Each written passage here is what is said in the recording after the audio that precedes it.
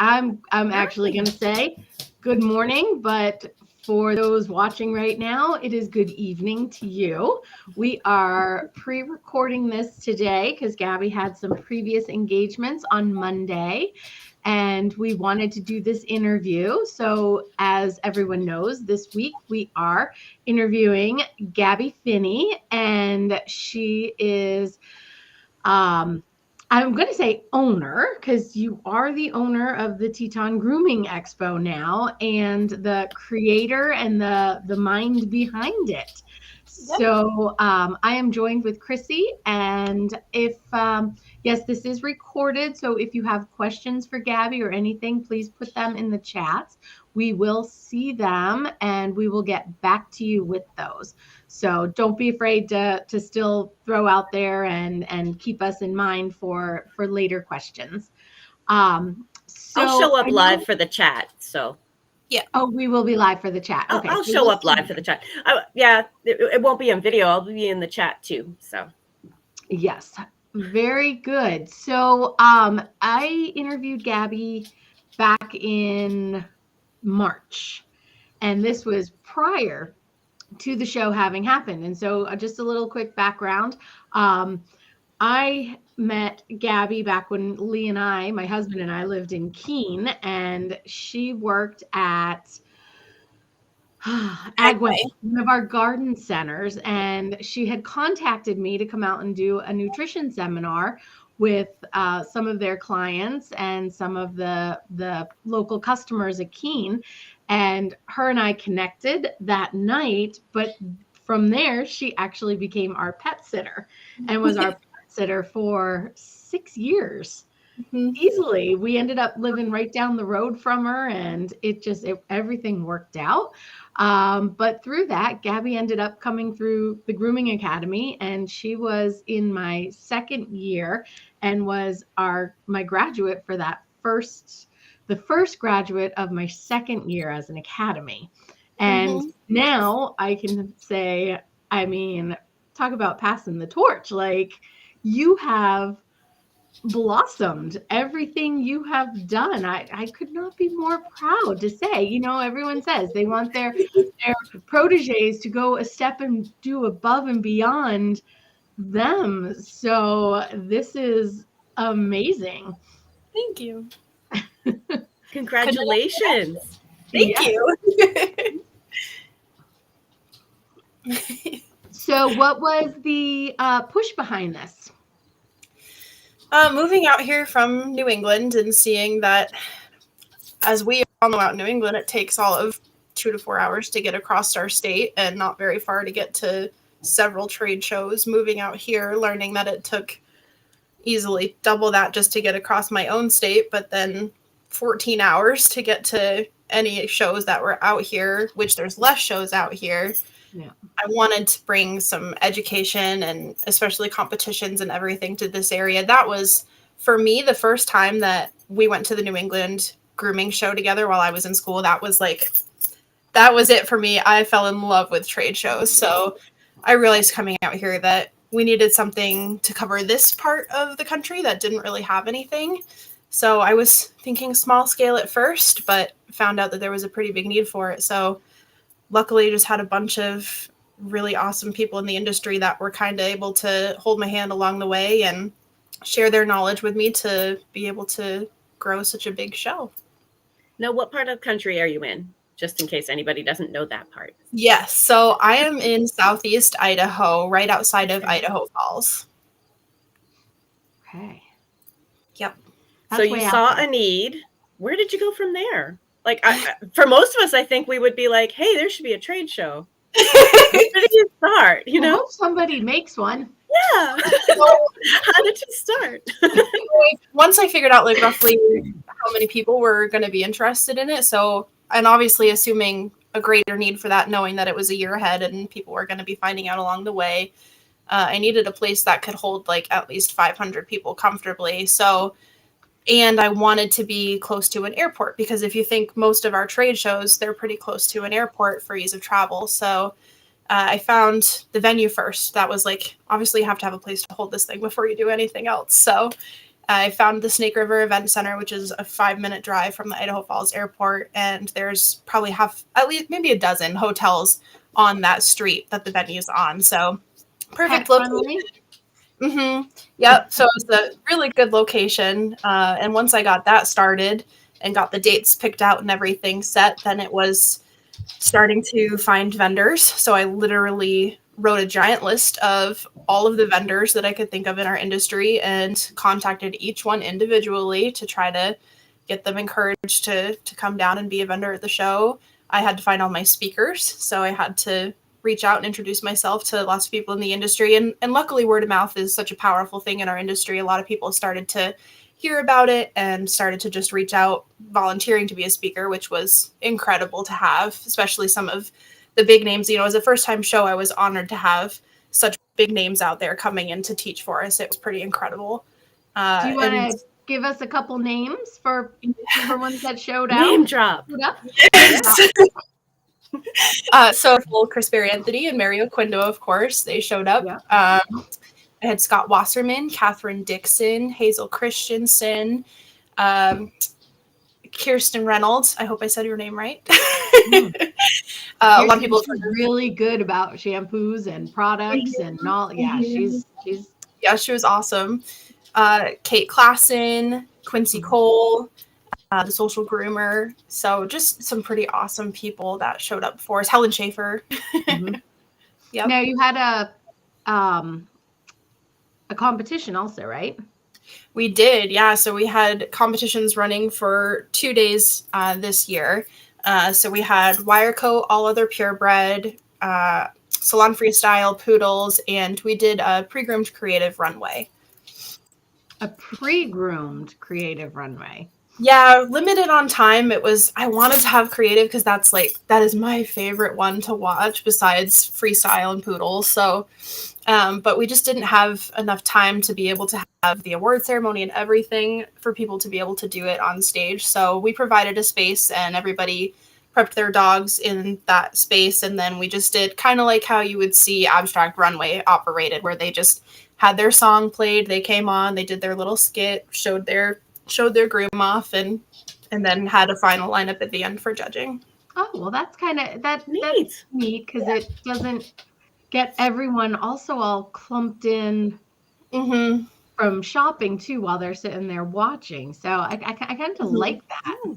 Yeah, it was definitely really fun this year, and I think next year we're gonna end up doing like a full normal on stage for creative, and then we are gonna add in an abstract runway in one of the evenings because I love that. That's my favorite.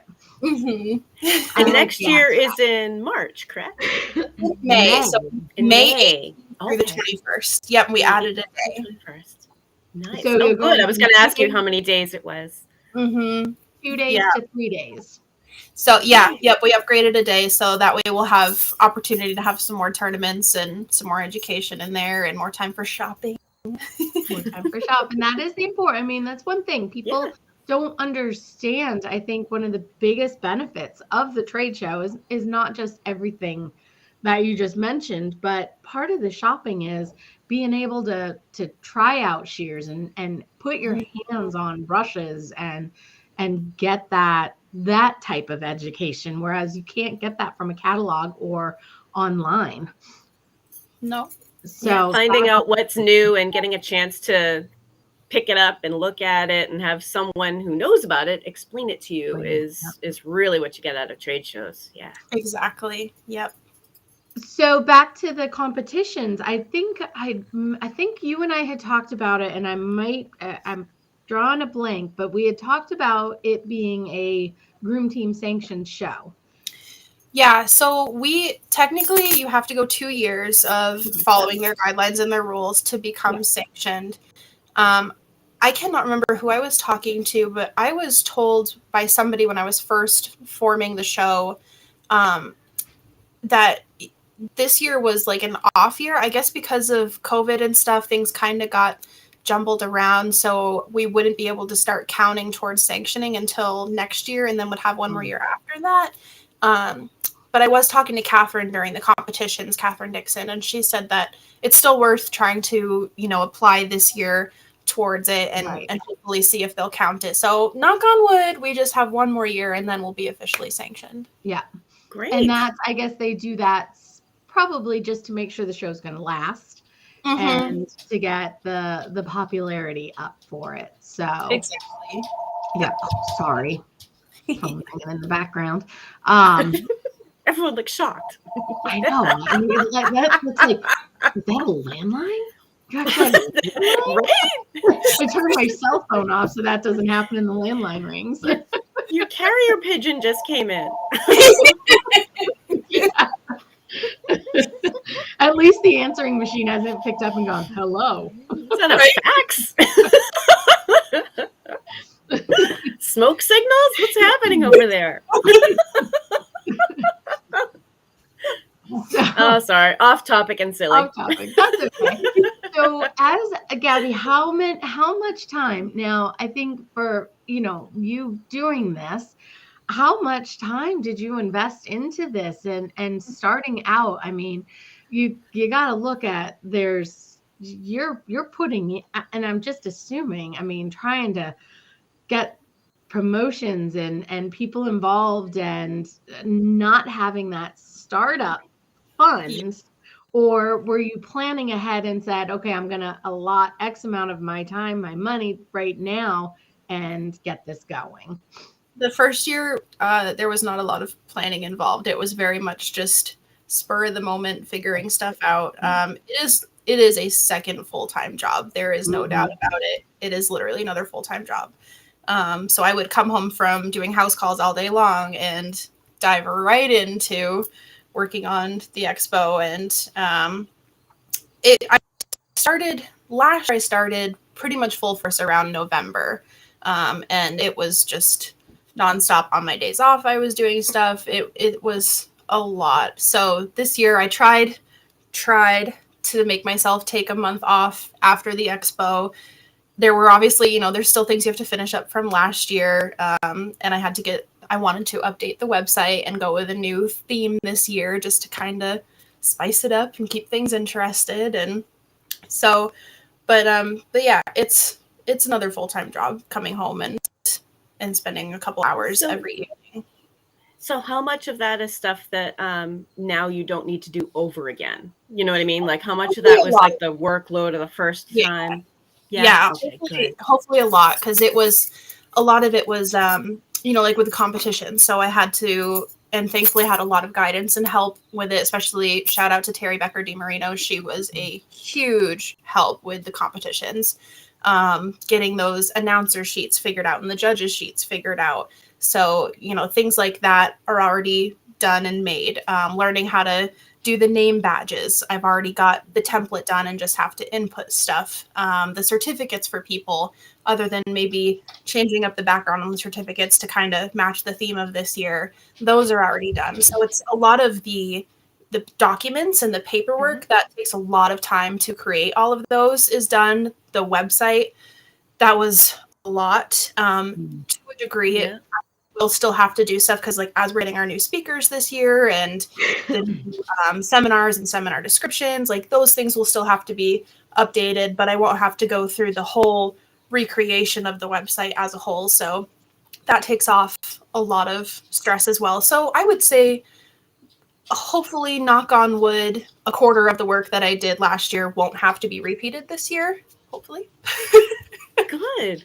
Yeah. And do you have a team? Anybody helping with you, or have you picked up new? Last year it was pretty much just me, except for like I said, the few people that gave me some knowledge throughout the way. And the day of the expos, my parents flew out here and helped, and my fiance, and I could not have done it without them the first year. This next year, now that my fiance David has had a chance to experience it and learn from it, he's going to hopefully be helping me, with getting things ready and situated when we're doing registration and getting everybody's registration packets together and all that stuff. He'll be able to help out with that this year. And I'm hoping things will run a little, they already ran really smooth this past year. Everybody gave a lot of compliments. That's really what I've heard. said it was really smooth. Yeah, I heard it was excellent. Oh, like it was great. So hopefully, I've learned the few little things that people said would just make it that much better. So hopefully putting those in place this year, we won't really need anybody to help run things the day of. I'm hoping things will just go pretty smoothly. So I think we'll be okay with my fiance and I. Yep. Great. Now, had he ever been to a trade show or any of that stuff? No, he's pretty new to the grooming industry. I mean, obviously he's been with me for a couple of years, so he's heard me talk and stuff, but he actually just started, so he came on as my cooperative care specialist about 6 months ago with house calls. So he's been doing house calls with me for about 6 months and starting to learn the ins and outs of the grooming industry. So it was his first time ever going to such a big event like that.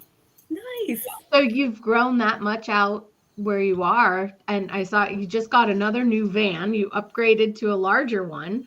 No, Oh, you didn't. no, but yeah, we're not taking new clients. We're too busy. Even with him coming on now, it's like when he came on, we were able to add on one more time slot at the end of the day to take an extra dog a day, and now that's already filled up. We can't take any more dogs. We're almost booked through the end of the year, which is a blessing, but it's also tough when people reach out wanting you to groom their dog, and sorry. So we're hoping, we're buying a house in the spring and gonna hopefully be getting a salon going in the house, and so we'll see what we do from there. I would like to, hire on and maybe keep the house call part going with someone else, but that's a lot to think about, hiring on staff in and of itself. Finding staff in and of itself is a lot. And for me, where I'm a lot like you, Chrissy, and a lot of what I do is regarding how the dogs are treated and just being more of a fear-free groomer and everything. So finding someone who's going to share the same passion line as you with grooming is also really hard. So we'll see what happens. Especially when those are the kind of customers seeking you out. They're not the average dog that can just go with the flow. Yeah. No, we have a lot of dogs that take a lot of work. So it's you need to experienced. So we'll see. Exciting. Yeah. It is. How about we'll go back to the trade show really quick. Vendor wise, how did you solicit all the vendors? So most of it in the beginning was reaching out through emails. So a big reason why we moved the dates this year, we were a week away from All American this past year. So it was really hard for a lot of the big vendors to be able to come to our show, especially being a first time show. They didn't know how well it was going to do. So that's a pretty big risk for them to take.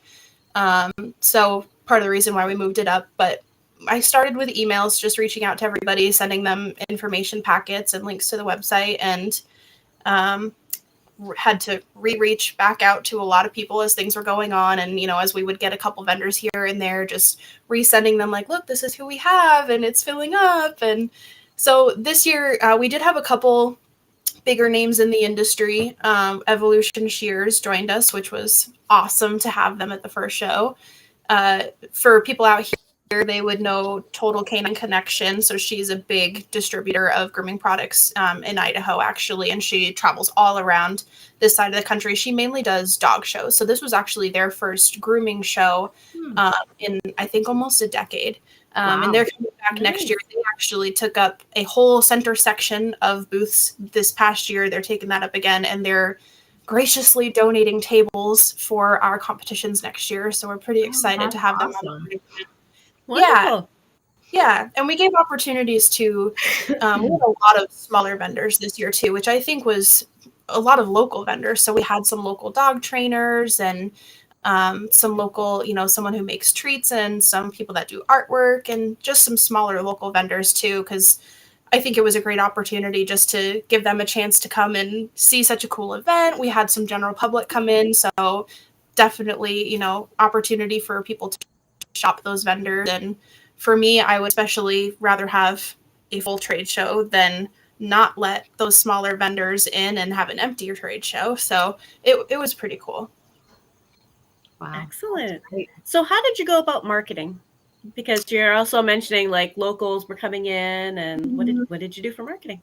A lot of it was through Facebook. So we ran the Facebook ads, but I personally would design different ads, for our seminars. So just like a seminar description, trying to get attention for the competitions, announcing all the vendors that we had, and would share them on all of the dog grooming groups that I could possibly share them to. And then would also do ones specifically for pet parents that would just kind of say like, hey, these, because we actually had some seminars for pet parents specifically as well, some free seminars in the trade show hall. So I would just share some advertisements to all of the local groups as well, to all of our town groups, trying to encourage the general public to come in. And then the week before, we had 12,000 copies of our printed program guide go out through our local newspaper. So that was the biggest part of it. And then the podcast. So I was on Women Prepreneurs. I was with Dara, and then the Traveling Groomers podcast as well. So word of mouth was definitely a pretty big marketing this year as well. What do you think your attendance? Did you track and have those numbers, or how did that? Did you exceed it? Did you hit it? Did you? I exceeded so initially I was hoping for about 500, but knowing that as a first time show, I knew that would be kind of a high expectation. So we pre-registered, had about 300 people pre-registered, and then at the end of it, we had 400 people that ended up showing up. So pretty good considering for a first time show. Yeah. Awesome. How about you did some pet ones, pet owner conference. How did those fill? They didn't fill up as much as I was hoping that they would. Okay. So I'm not sure we're gonna do those again next year. I'm hoping, maybe a couple years down the road once the show. So we ended up being on the local news station. Channel 8 News came out. Yeah. So I'm hoping after a couple years, once the word gets out, that we'll see more of an attendance from the general public. I do know we did have quite a few people come in from the general public, but I just don't think those seminars were.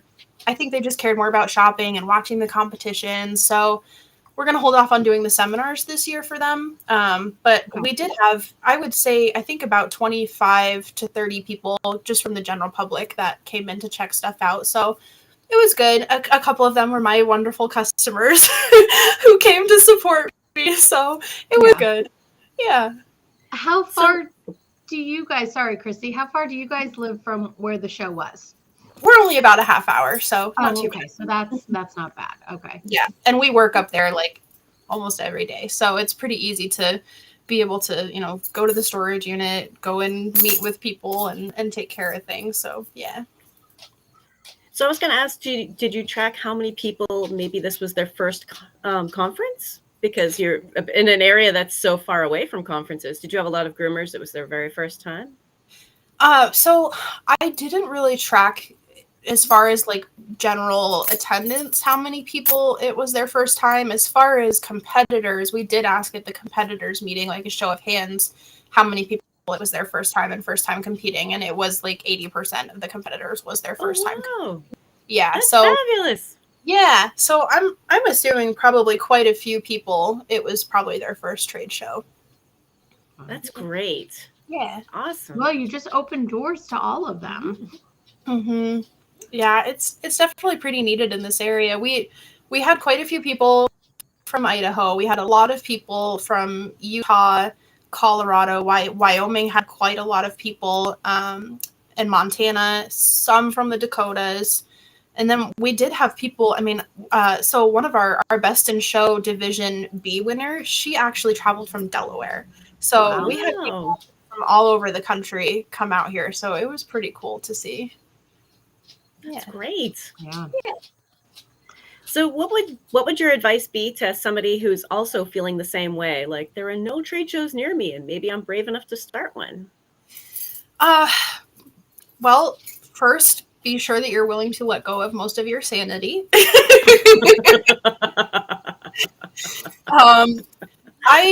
I would suggest trying to make sure starting out that you have some money set aside, because I was I really went out on a whim and tried it, and I started out with $500 from my savings account that I put a deposit on the location, and I had no other money besides that. And it was really scary at times because you're dishing out thousands of dollars to pay for your judges and speakers. I mean, it was probably $15,000 to pay for judges and speakers. Your venue is easily, well, this year it's going to be about $10,000. So it's a lot of money to dish out. So be aware that if it does not go very successful, like we were blessed to have ours go this year, you could end up owing money. And that was a really scary thing for us knowing. So we did not touch any funds that were coming in until after the show was done. And then immediately it went to pay for next year's venue because it's a lot of money. So make sure financially that you're stable if you are wanting to start something this big. Maybe starting smaller scale and working your way up is probably smarter, less stressful. And not being afraid to reach out to your peers. Reach out to people that have gone to trade shows and done trade shows for years and years. And 9 times out of 10 people in our industry are willing to share their knowledge. So asking for opinions, asking for advice, and having some idea for marketing and web design definitely helps a lot. I floundered about trying to figure all that out the first year, and it was a little rough at some points. And definitely a big lesson that I learned the hard way is if you want something done right, you're going to have to do it yourself. So it's, yeah. Sure.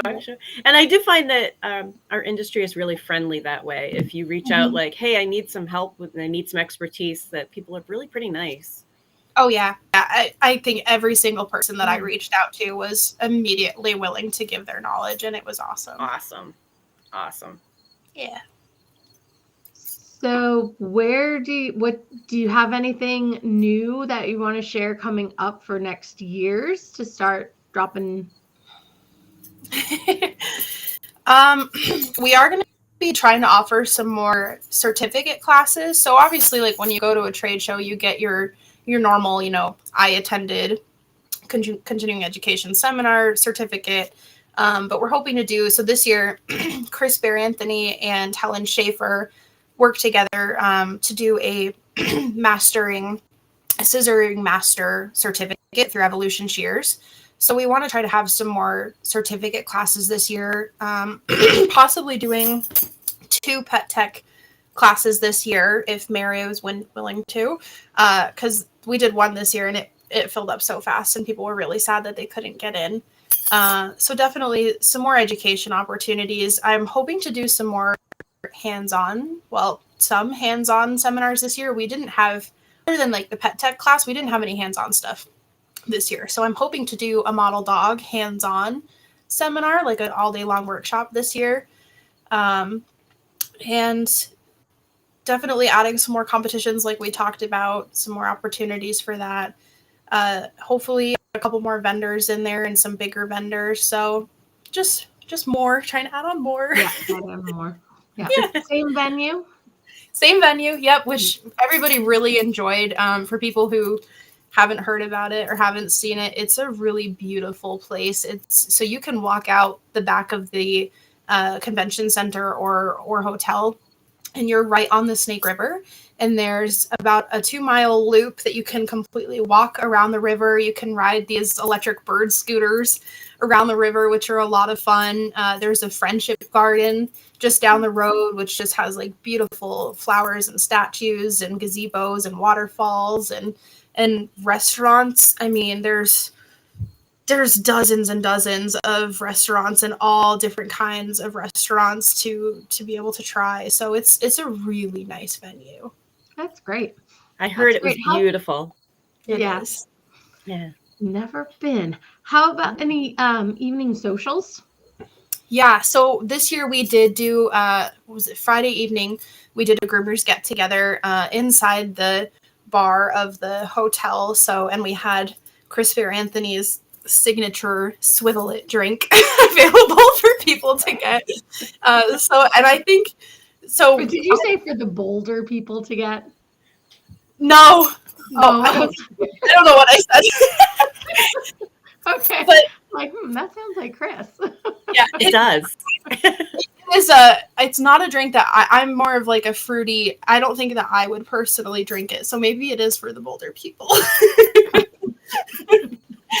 But there that was a pretty good attendance. I was exhausted. I wish that I could have spent more time at the get together, but I popped in for a minute and there was probably at least like 70 groomers out on the back patio, just having some drinks, having a good time. We had a live band playing some music. So I think that was a really great opportunity for people to get to take some time and meet with other people. Because during the trade show itself, we're going from classroom to classroom to looking at vendors to competing, and we don't have a lot of time to sit down and actually chat with people. So I think it's important to offer some sort of a get together for people to be able to decompress from their day and be able to chat. So it was a lot of fun.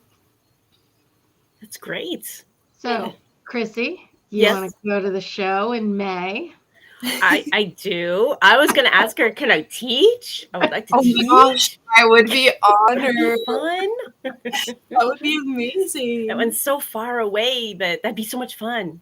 It is. I know, and that's the toughest If part. we plan it right, we could road Yeah. trip it. There you go. We're in. Yeah, we're in. Sounds like a plan. May is good. That's a good time of year. So It is. It is. Yeah. And it was really hot this year, so that's another reason. Like, I think I had all of like 2 complaints for the whole show, and that was one of them, that it was really hot inside that venue because it's an older building, so the air conditioning was a little rough. So that was part of the reason why we're like, okay, let's move it up to a slightly cooler time. So it's May 18th through the 21st. 21st. Okay. Yep. Gets me back in time for sales. There you go. Not around a busy, still early in the year enough for the horses. Good. All right. We're putting it on our calendar, Chrissy. Excellent. Sounds good. I can remember that date pretty easily. Yeah. Good. So any other plans, any other thoughts? I mean, you said you're looking at a house, you're looking at some more growth. And Yeah. We're going to be opening our goal is to open a salon inside of our house when we do get to that point. So that's kind of the only things in the works at the moment, just kind of coasting along right now with our house call business and looking forward to getting into a house and a salon. And I'm on the fence with trying to grow my Hound Hooks business a little bit more.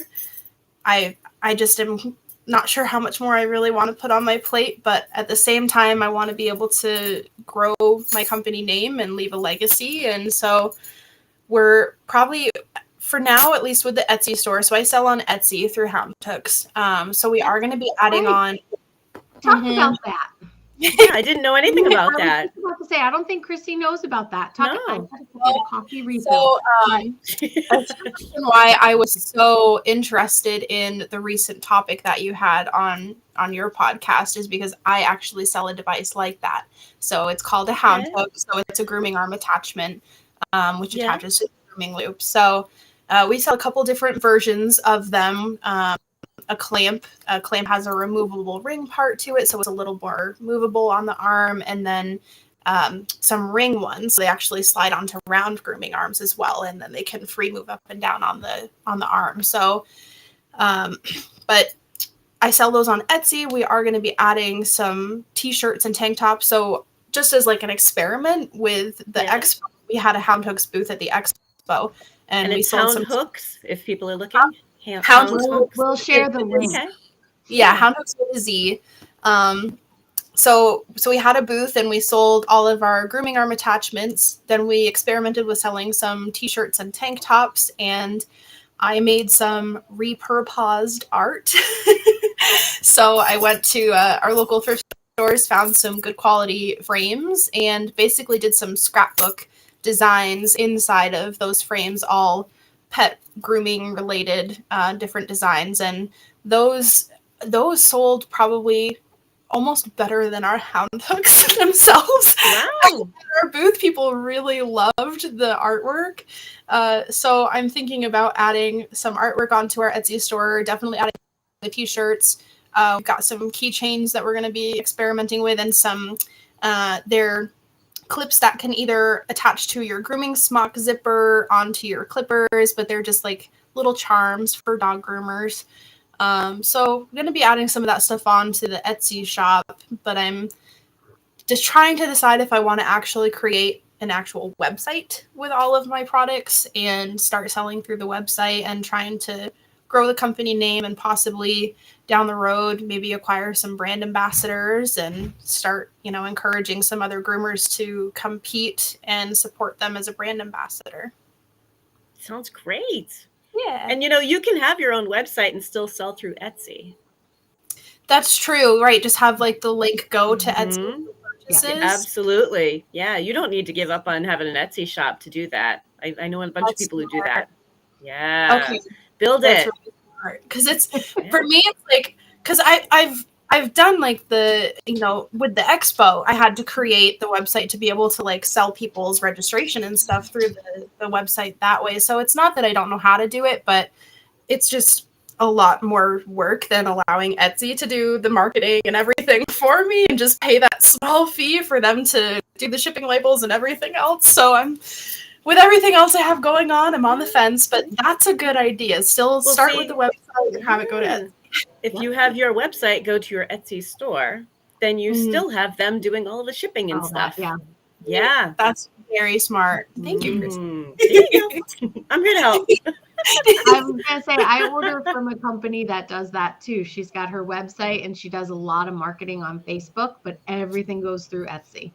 Okay, that's good to know. Yeah, there's no sense in changing up what's working for you. Good to know. Mm-hmm. Right. Yeah, and Etsy's so effective. Why would you give that up? I know. Exactly. Yeah, it's been pretty awesome. It all kind of like with the expo, it started on a whim. I was working when I first moved out here, was working part-time for a salon out here, and I saw that I had come from Petco, where we had groomers helpers, and I saw that, everybody was struggling with their dogs spinning around on their tables and, just giving them a hard time. So I was like, these guys need a grooming arm clamp. So I just got some paracord and kind of figured something out, and it was not pretty the first time around, but it functioned. And I showed my fiance, and he was like, you should like make those and sell them on Etsy. I was like, no, nobody's gonna buy those. And it has blown up, and people love them, and it's a pretty much another part-time job anyway, and it's very successful. So yeah. Great. Yeah. So since you make a product like that, do you want to weigh in on that video about the dog who died during a nail trim, where they were misusing that piece of equipment? Yes. So we highly encourage on our Etsy store to have people watch the product demo video, because nobody should be purchasing something that they don't know how to use and just guessing how to use it, because that's how dogs get injured. And it is, as somebody who uses it every single day, I don't use it with every single dog. Not every dog needs it, and not every dog benefits from it. There are some dogs that actually panic when they are hooked in to a device like that. Some dogs feel more secure. So regardless of which, reading the dog on your table above all else and seeing how they react to being put in a device like that is so important. But making sure that you're using the product safely. So we have created a demo video for people to watch on YouTube that explains proper and safe usage of the hound hook, because the dog being in it, even if you have it tighter to really restrict movement on the table, they should be able to comfortably have all 4 feet on the ground at all times. And you still should be able to get some fingers in the loop there, so there's some give in there, regardless of which. If the device is set up like that and the dog is still having a hard time, you need to figure something else out, rather than jacking it up even higher or pulling the dog back on the table so they're, all stuck up in that. So I would highly encourage anybody, whether it's a hound hooks, a groomer's helper, or groom loop. I mean, there's so many different versions of grooming arm attachments out there and grooming loops themselves to make sure that you are educating yourself on the tool that you are buying and using it properly. Yeah, and because I'm worried that those tools are going to be vilified now that somebody has witnessed what it looks like when you use it wrong. But I think that a lot of groomers are like, well, how can I get this dog's trim done and just add more straps? And adding more straps on a dog who's scared is just not the answer. It is not, and that's so highly encourage people to listen to your podcast. Thanks. Because I am somebody who strongly encourages fear-free grooming or enrichment grooming or holistic grooming or any of these sort of styles. Cooperative care, yes. Just encouraging to listen to the dog. And that, like you said, more straps 9 times out of 10 does not help the dog. Sure, it might help you, but it doesn't help the dog. And we're about helping the dogs on our table. So, yeah. And some dogs do calm down with another strap. Some do. Yep. Because some dogs are just worried about falling off the table. Right. And that's the thing. Like they are, some of in a them sense, calm dogs down. are people too, not to, Yeah. how do I say that word? Anthropomorphize? I can't say it. Anthropomorphize. Thank you.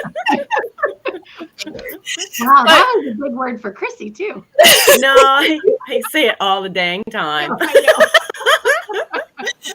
But it's so Sorry, true. I'm being anthropomorphic. I say it like all the dang time. But they, they all have a mind of their own. They all think differently. They react to things differently. So it's so important for us as groomers to learn to understand each dog individually and pay attention to their individual needs. And safety equipment like a hound hook is got to be safe for the groomer and safe for the dog. Absolutely. Yep. It's very important how the dog feels about what's going on. Mm-hmm. So hound hook, awesome. And we will find a link for your instructional video. I can send that here too. I can send that to Dara, or I can pop on it. Yep, I can pop on and add it. Absolutely. Awesome. Yep. Yeah. Wow. Any other questions, Chrissy? Because I think this is the first time you've met Gabby. I think it is the first time I've met Gabby. So, okay, you keep mentioning a fiance. Does that mean you're planning your wedding, or you wait until the second show's under your belt? What's going on there? Next We're year. getting married at the show. Yeah, there you go. The creative grooming contest. Well, you know me. I'm a little adventurous and crazy at times. So we are buying a house next year, having the second annual show. We are going to Jamaica for my parents' vow renewal, and then we are getting married in July. So it's going to be a pretty big year. A lot of stuff going on, but we're getting married. So we started dating on July 21st. We got engaged on July 21st, and we're getting married on July 21st. Oh, nice. Yeah. Congratulations. Thank you. Yeah. Yep. And you sucked him into the grooming industry. It took a little work, but I did. There are quite a few husbands out there. If you saw Dave the other day, he's another one that got sucked into the industry by his wife.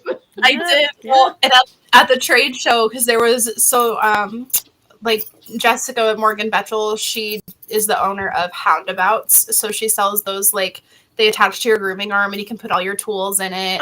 She does like brush covers and stuff like that. So she was there, and her husband is actually the one who makes all of her, like, she kind of tells him, like, this is what I think I need, and then he makes it for her. So I was like, see, like, there's plenty of husbands out there that work with their wives in the industry that you don't necessarily have to groom the dogs, but it's still, awesome to be in the industry. Look at Abby and Mo. Exactly. Yep. Exactly. Yeah. Mo painted houses. Yeah. Oh, really? Then started learning sharpening. Oh. And now he went to I think he went to sharpening school and trained, and now does the sharpening, and he and Abby created. They're another one. We're gonna get them on about talking about how they came up with evolution. You should, for sure. Yeah, because that, I mean, they're my they're the go-to. They're the only shear. As far as they knew the only shear. It was funny. I dropped off my little shears from school, and I bought some new bigger shears from them at the show. But they knew right away. They were like, "Oh, you got these from Dara, didn't you? At your academy?" I was like, "Yes, I did." Yep, the little tiny, the 5-inch. Yep. Yeah. Now they have. Did you see their 6-inch? Mm-hmm. Oh. Yeah, I bought some. I don't know if they're. I think they're 8-inch. I bought some 8-inch curves and some thinners while I was there. I gotta get some more straights too. But yep, I love them. Yeah, love them. Yeah, Love them. More groomers should be thinking about the shears that we hold. Oh yeah. I got into a bad habit of using flippers for a while there. My wrist started not doing so good, and I'm all about preserving my body because I cannot imagine doing anything other than grooming ever. So it was definitely a need to switch to something that was a little bit better for my body. So yep, I would consider them. Yep. Oh, hi, sweetie pie. I know. They're like, it's breakfast. They're over here staring at me like, Mom, I know what time it is. Oh. My dogs gave up. They're looking at me like, this is not the time you do recording. Something's wrong. She's chaos. So unheard of. Well, any last questions? Any other news? Anything else? I don't think so. Thank you for the opportunity to come on, and it was awesome getting to meet you, Chrissy. I listen to your podcast every week, so it was pretty cool to get to meet you virtually and get to talk. Well, it looks like we're coming to the show next year, so I hope so. Yep. May 18th. I think we might be able to convince Michelle too, if you want Michelle. That would be amazing. I definitely would like to add some new faces to speakers this year, so that would be pretty awesome. We'll work on Michelle. Yeah, because she'd like to do that. I'm trying to, and it's being on the East Coast now, and all the shows that we're seem to gravitate towards, like Dallas and yours. We gotta do some serious growth in. The traveling, when you start thinking about like how many different shows are there and which ones are the ones important to travel to. So yours is the important one to travel to. How about that? Yeah. We might have to miss out on another one, but give it a shot. Yeah, sounds good. Well, thank you so much for joining us this early morning, and thank all our viewers that will be watching in the evening. Yeah. So you'll be able to share on your pages also. And we are looking forward to the 2nd annual Teton Grooming Expo. Yay! Congratulations. You did such a great job. Yeah, awesome. It was awesome. And we look forward to helping you grow it more. Awesome. Thank you. Thanks for coming on and talking with us. My pleasure. Again. I just go, yes. All right. Well, have a good day. Happy grooming, and we will see you guys soon.